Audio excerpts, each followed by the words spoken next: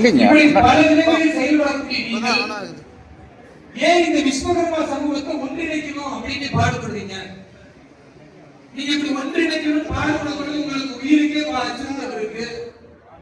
நிறைய பேர் உங்களை தாக்கணும்னு நினைக்கிறான், நிறைய பேர் உங்க கதையை முடிக்கணும்னு நினைக்கிறான்.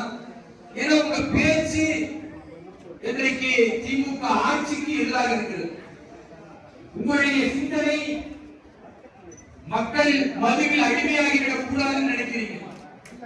உங்களுடைய சிந்தனை என்பது விஸ்வகர்மா சமூகம் என்பது எந்த சமூகத்திற்கும் குறைந்தது அல்ல. நாங்களும் சமத்துவமாக இந்த சமூகத்தில் வாழணும்னு நினைக்கிறீங்க.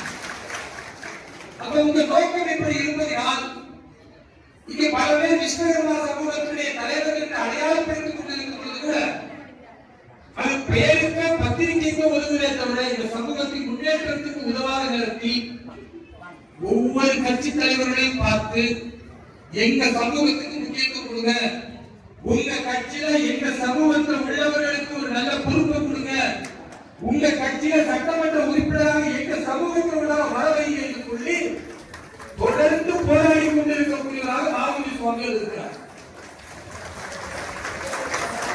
பொதுவாக சுவாமிகள் என்றால் ஒன்று கடவுளுக்கு சேவை செய்யணும், அது மக்களுக்கு ஆசி வழங்கணும் என்ற இந்த ரெண்டு நிலையை தாண்டி தன் சமூகத்தை சரியாக வழிநடத்தக்கூடிய ஒரு நல்ல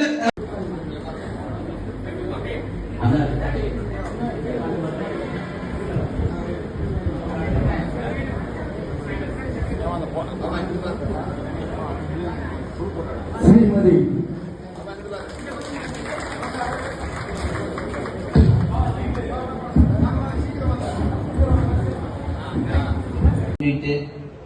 இந்த விழாவுக்கு சிறப்பாக அழைத்திருக்கக்கூடிய ஸ்ரீ மாவுதி சுவாமிகளுக்கு இந்த விருதினை வழங்கி சிறப்பிக்குமாறு பரம நாயகர் விருது சிறப்பாக அழைக்கிறோம்.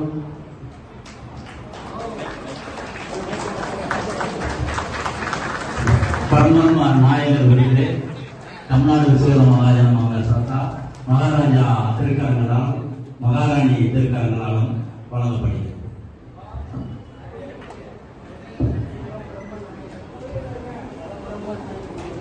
பரபிரம்ம நாயகர்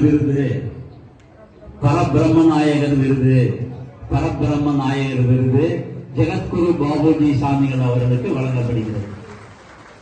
ஜெய் ஜெய் விஸ்வகர்மா, ஜெய் ஜெய் விஸ்வகர்மா, ஜெய் ஜெய் விஸ்வகர்மா.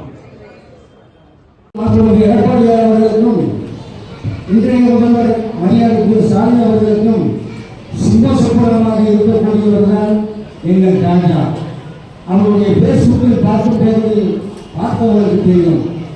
ஏழைக்கு உற்ற தோழனாக, எளிமைக்கு உரிய வடிவமாக, உதவிக்கு உதவும் தெய்வமாக இங்கே அமர்ந்து கொண்டிருக்கிறார். அவர் யாரிடமும் எதுவும் கேட்க வேண்டிய அவசியமே இல்லை. எல்லாமே அவரோடு காரணம் ஐஸ்வர்யமாக இருக்கக்கூடிய எங்கள் ராணி பக்கத்தில் இருப்பவர். அந்த பெருமைக்குரிய ராஜா அவர்கள் இங்கே அமர்ந்திருக்கிறார்கள். வரலாறு என்றைக்கும் விஸ்வகர்மா இடத்தில் மறக்கிறது.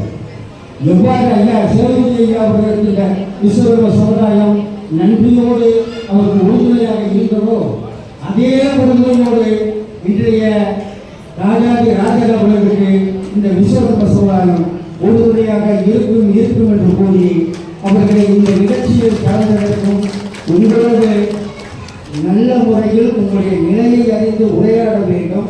அதற்காகத்தான் அவர் கொஞ்சம் ஓய்வு கொடுங்க. எல்லாரும் கசம்சா அவர் சுற்றி இருக்காது. காரணம் என்னென்னா அவங்க உள்ள இந்த மாதிரி பல மேடையில் அவர் போகணும். இந்த மேடையை தாண்டி முதல்வர் மேடையில் அவர் பேசணும், அந்த மேடையை தாண்டி பிரதமர் மேடையில் அவர் பேசணும். அப்படிப்பட்ட ஒரு சூழ்நிலையை நம்ம ஏற்படுத்தணும்னா இந்த சுற்றி இருக்கிறவங்க, சால்வை போடுறவங்க, வாட்ஸ்அப்பில் படம் இருக்கிறவங்க அதெல்லாம் ஒரு இடம் கொடுப்பார். அவர் உங்களுக்கு போகிறதுக்கு முன்னாடி உங்களுடைய ஆசையை நிறைவேற்றி விட்டுட்டா அவர் இந்த நிகழ்ச்சிக்கு பின்னாடி போகணும்.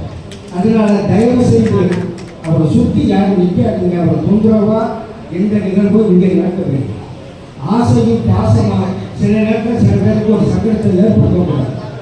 ஆகையினால வரக்கூடிய எங்களுடைய மாண்புமிகு முன்னாள் அமைச்சர் செல்லூர் ராஜ் அவர்கள் வர வருகிறேன் என்று கூறியுள்ளார்.